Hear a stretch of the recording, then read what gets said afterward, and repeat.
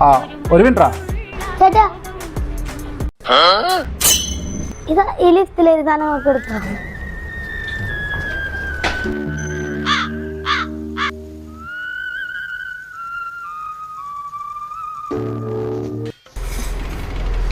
എന്നാട്ടാ മോനെ എല്ലാം ഉണ്ട് കേട്ടാ 230 രൂപ.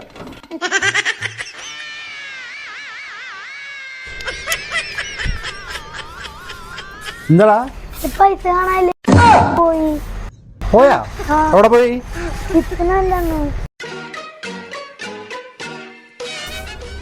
പൈസ ഇല്ലാതെ തരാൻ പറ്റില്ല. കൊച്ചു കുട്ടിയല്ലത്, അത് കൊടുത്തൂടെ? അവൻ പൈസ വീട്ടിൽ പോയി കൊണ്ടുവന്നോ. എന്നാ നീ തരുമോ പൈസ?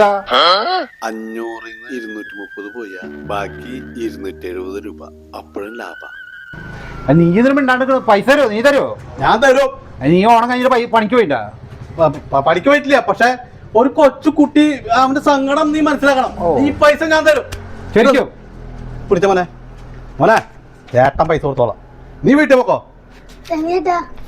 അങ്ങനെയൊന്നും വേണ്ട, പോക്കോ. എന്നാ അല്ല പിന്നെ കൊച്ചു കുട്ടിയോട് പോ പൈസ ബാക്കി പൈസ നന്നായി പൈസ ബാലൻസ് അല്ലേ തരാ. ഇത് ഒരു വാച്ചില്ലടാ.